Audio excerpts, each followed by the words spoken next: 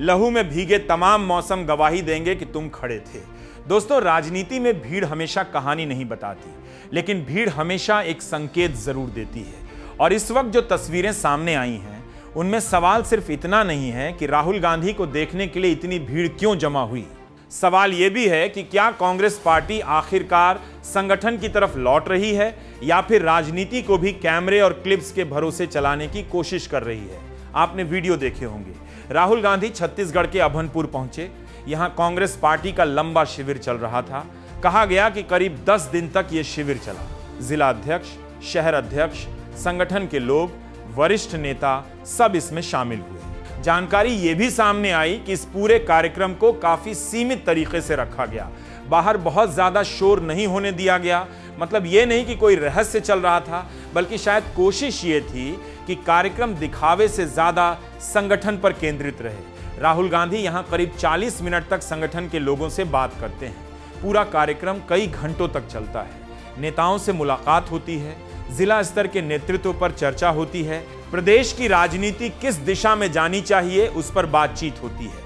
अब यह सुनने में सामान्य बात लगती है, लेकिन राजनीति में सबसे असामान्य चीज आज यही हो गई है। बैठकर संगठन की बात करना, लेकिन फिर तस्वीर बदल जाती है। कार्यक्रम खत्म होता है, राहुल गांधी बाहर निकलते हैं, रास्ते में चाय के लिए रुकते हैं और वहां जो तस्वीरें सामने आती हैं वो एक अलग कहानी दिखाती हैं। लोग फोटो खिंचवा रहे हैं, कार्यकर्ता चारों तरफ जमा हैं, नेता मौजूद हैं, आम लोग भी दिख रहे हैं। कोई हाथ मिला रहा है, कोई मोबाइल आगे बढ़ा रहा है, कोई वीडियो बना रहा है। और यहीं राजनीति का सबसे दिलचस्प दृश्य शुरू होता है।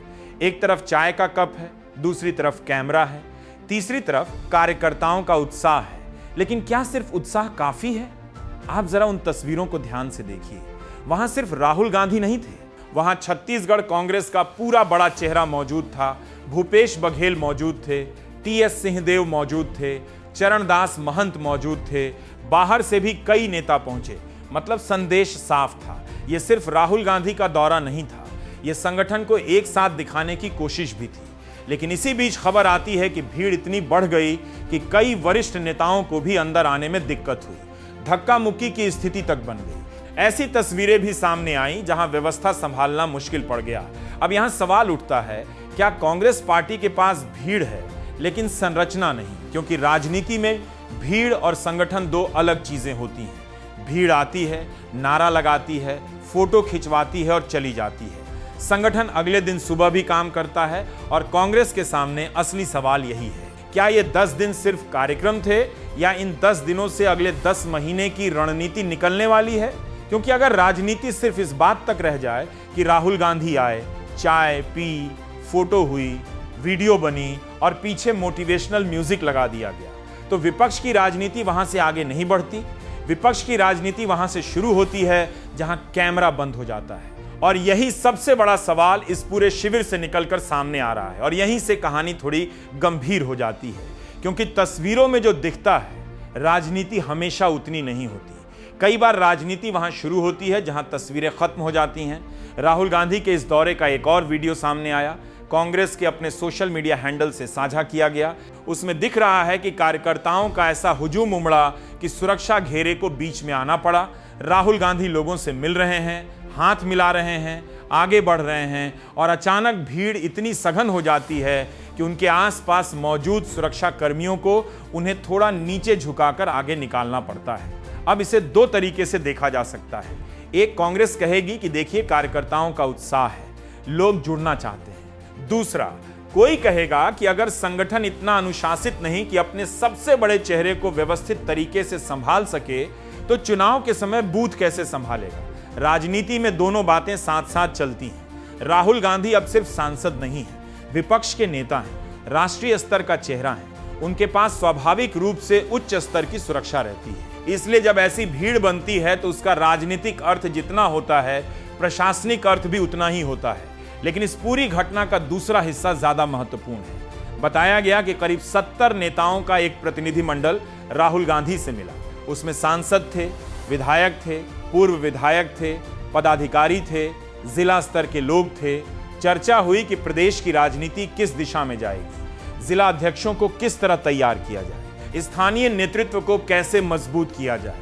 अब सुनने में ये बातें सामान्य लगती हैं, लेकिन जो लोग राजनीति को करीब से देखते हैं वो जानते हैं कि चुनाव सिर्फ बड़े चेहरे नहीं जीत आते। एक जिला अध्यक्ष गलत चुन लीजिए, 5 सीटें चली जाती हैं। एक ब्लॉक स्तर पर संगठन कमजोर हो जाए, पूरे क्षेत्र का वोट पैटर्न बदल जाता है। और कांग्रेस के सामने पिछले कई सालों से यही चुनौती रही है। बड़े नेता बहुत हैं, कार्यकर्ता भी कम नहीं, लेकिन बीच की मशीनरी कमजोर पड़ती दिखती है। और यही मुझे वो दूसरी तस्वीर याद आती है जिसे शायद कांग्रेस पार्टी उतना महत्व नहीं दे रही जितना देना चाहिए। राहुल गांधी चाय पी रहे हैं, पीछे संगीत लगा है, वीडियो बन रही है, युवा कांग्रेस वाले क्लिप बना रहे हैं, लोग लिख रहे हैं। देखिए कितने जमीन से जुड़े नेता हैं। अच्छी बात है, राजनीति बदली है, सोशल मीडिया का दौर है, रील बनाइए, वीडियो बनाइए। लेकिन एक सवाल है, क्या विपक्ष की राजनीति सिर्फ रीलों से चल सकती है? क्योंकि सत्ता में रहने वाली पार्टी और विपक्ष की पार्टी की जिम्मेदारी अलग होती है। सत्ता में बैठा दल अगर प्रचार करता है तो उसके पीछे सरकार भी होती है। विपक्ष प्रचार करे तो उसके पीछे संगठन होना चाहिए। और कांग्रेस की सबसे बड़ी चुनौती यहीं दिखती है। छत्तीसगढ़ वही राज्य है जहां कांग्रेस सरकार चला चुकी है। भूपेश बघेल मुख्यमंत्री रहे, संगठन भी था, सरकार भी थी। फिर ऐसा क्या हुआ कि आज सवाल उठता है, क्या कांग्रेस वापसी करेगी या नहीं? इसका जवाब सिर्फ भीड़ नहीं देगी, इसका जवाब जिला अध्यक्ष देंगे, इसका जवाब बूथ कार्यकर्ता देगा, इसका जवाब वो देगा जो चुनाव के 6 महीने पहले नहीं 6 साल पहले से काम कर रहा हो। और शायद इसी वजह से इस शिविर को सिर्फ भीड़ के चश्मे से नहीं, संगठन के चश्मे से देखना ज्यादा जरूरी है। क्योंकि राजनीति में कैमरा जो दिखाता है जनता उसे देखती है, लेकिन चुनाव अक्सर वो जीतता है जो कैमरे में दिखता ही नहीं। अब यहां से बात सिर्फ छत्तीसगढ़ की नहीं रह जाती, क्योंकि हर राजनीतिक कार्यक्रम अपने साथ एक दूसरा सवाल लेकर आता है। जो यहां हो रहा है, क्या वो बाकी राज्यों में भी होने वाला है? और यही मुझे एक और बात याद आती है। जब ये सारी तस्वीरें चल रही थी, राहुल गांधी चाय पी रहे हैं, लोग फोटो ले रहे हैं, कार्यकर्ता उत्साह दिखा रहे हैं, उसी समय दूसरी तरफ लगातार एक और आवाज सुनाई दे रही थी, सीधे नहीं लेकिन इशारों में। वो आवाज थी गठबंधन की राजनीति की। पिछले कुछ समय से अखिलेश यादव लगातार बयान दे रहे हैं। बयान ऐसे नहीं कि गठबंधन टूट रहा है, ऐसा भी नहीं कि सब कुछ बिल्कुल ठीक है, लेकिन उनके बयान पढ़िए, सुनिए, उनमें एक सवाल बार बार दिखता है। कांग्रेस पार्टी आखिर अपनी तैयारी किस स्तर पर कर रही है? क्योंकि अगले कुछ महीनों में जिस राज्य पर सबसे ज्यादा नजर रहने वाली है वो उत्तर प्रदेश है। और यहां राजनीति सिर्फ सीटों की नहीं है, यहां राजनीति अस्तित्व की है। लोकसभा चुनाव में कांग्रेस ने अपेक्षा से बेहतर प्रदर्शन किया। बहुत लोगों ने अनुमान नहीं लगाया था कि कांग्रेस इस स्तर तक वापसी करेगी। लेकिन लोकसभा चुनाव और विधानसभा चुनाव 2 अलग मशीनें हैं। लोकसभा में चेहरा चलता है, विधानसभा में संगठन चलता है। और यही जगह है जहां कांग्रेस को अपने आप से सवाल पूछना पड़ेगा। कुछ समय पहले चर्चा थी कि प्रियंका गांधी को ज्यादा सक्रिय भूमिका दी जा सकती है। कहा गया कि उन्हें ज्यादा स्वतंत्रता दी जाएगी, उनके हाथ में रणनीति होगी। लेकिन सवाल सिर्फ चेहरा बदलने का नहीं है। अगर संगठन वही रहा, कार्यशैली वही रही, तैयारी वही रही, तो चेहरा बदलने से क्या बदलता है? कांग्रेस को शायद अब यह समझना पड़ेगा कि सिर्फ चुनाव आने पर सक्रिय होना और चुनाव से पहले लगातार मौजूद रहना 2 अलग चीजें हैं। आज उत्तर प्रदेश में प्रदेश अध्यक्ष अजय राय हैं, लंबे समय से काम चल रहा है, लेकिन पार्टी को खुद पूछना चाहिए, क्या मौजूदा ढांचा अगले चुनाव के लिए पर्याप्त है? क्योंकि राजनीति में सबसे खतरनाक चीज हार नहीं होती, सबसे खतरनाक चीज होती है आदत। अगर संगठन को लगातार कम परिणाम मिलने लगे और फिर वही तरीका चलता रहे तो धीरे धीरे पूरी पार्टी इंतजार करने लगती है कि कोई बड़ा नेता आएगा और सब बदल जाएगा। लेकिन राजनीति ऐसे नहीं चलती। राहुल गांधी आएंगे, प्रियंका गांधी आएंगी, रैली होगी, भीड़ आएगी, नारे लगेंगे, लेकिन अगले दिन गांव में कौन जाएगा? ब्लॉक में कौन बैठेगा? पंचायत स्तर पर किसके पास सूची होगी? किसके पास बूथ का डेटा होगा? कौन तय करेगा कि किस इलाके में कौन नाराज है? यह काम सोशल मीडिया टीम नहीं करती, यह काम संगठन करता है। और यहीं कांग्रेस की सबसे बड़ी परीक्षा शुरू होती है। अगर छत्तीसगढ़ में 10 दिन का शिविर हो सकता है, अगर इतने कार्यकर्ता जुट सकते हैं, अगर इतनी ऊर्जा मौजूद है, तो फिर उत्तर प्रदेश जैसे राज्य में वैसी ही लगातार तैयारी क्यों नहीं दिखाई देती? और यह सवाल सिर्फ कांग्रेस के विरोधियों का नहीं है, यह सवाल उसके अपने समर्थकों का भी है।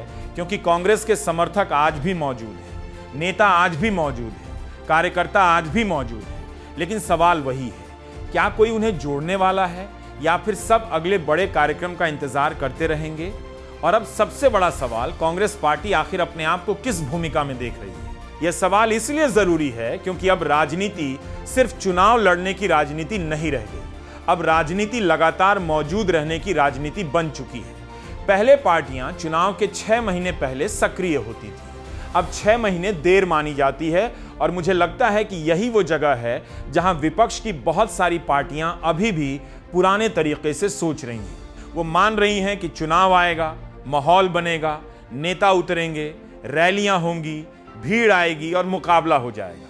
लेकिन सामने जो व्यवस्था है वो 24 घंटे चलने वाली राजनीतिक मशीन की तरह काम करती है। इसलिए अगर विपक्ष सिर्फ चुनाव के समय जागेगा तो मुकाबला बराबरी का नहीं होगा, और यही बात कांग्रेस पर भी लागू होती है। आज अगर आप उत्तर प्रदेश की बात करें तो वहां सिर्फ चुनाव नहीं होने वाले, वहां विपक्ष की विश्वसनीयता की परीक्षा होने वाली है। गठबंधन रहेगा, सीट शेयरिंग कब होगी, स्थानीय स्तर पर तालमेल कैसे बनेगा, क्या पहले से तय रणनीति होगी या आखिरी समय तक इंतजार किया जाएगा?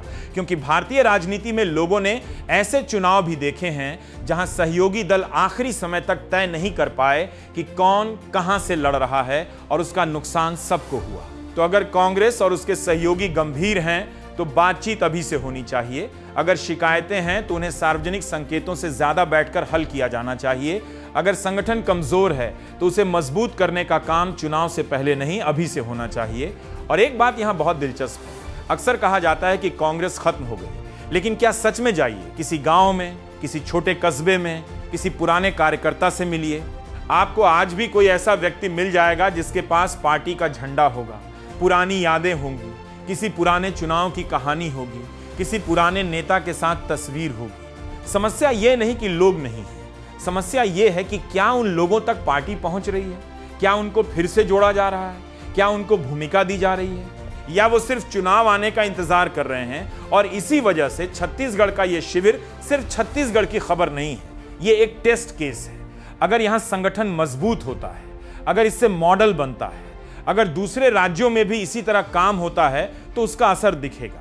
लेकिन अगर यह सिर्फ वीडियो, भीड़ और फोटो तक सीमित रह गया तो फिर राजनीति का वही पुराना सवाल वापस आ जाएगा, इतने लोग आए थे फिर वोट कहां गए? राजनीति में उत्साह जरूरी है, भीड़ भी जरूरी है, चेहरे भी जरूरी हैं, लेकिन अंत में चुनाव जीतता संगठन ही है। और शायद यही बात हर विपक्षी पार्टी को समझनी होगी कि उनकी लड़ाई सिर्फ किसी एक दल से नहीं, एक पूरे राजनीतिक ढांचे से है। और जब लड़ाई बड़ी हो तो तैयारी उससे भी बड़ी करनी पड़ती है। बाकी आप क्या सोचते हैं? क्या कांग्रेस इस तरह के संगठनात्मक शिविरों को उत्तर प्रदेश, उत्तराखंड और दूसरे राज्यों तक ले जाएगी? क्या गठबंधन की राजनीति समय रहते साफ होगी, या फिर आखिरी समय की भागदौड़ फिर देखने को मिलेगी? कमेंट में जरूर लिखिए। अगर वीडियो पसंद आया हो तो शेयर कीजिए, चर्चा कीजिए और जुड़े रहिए। नमस्कार।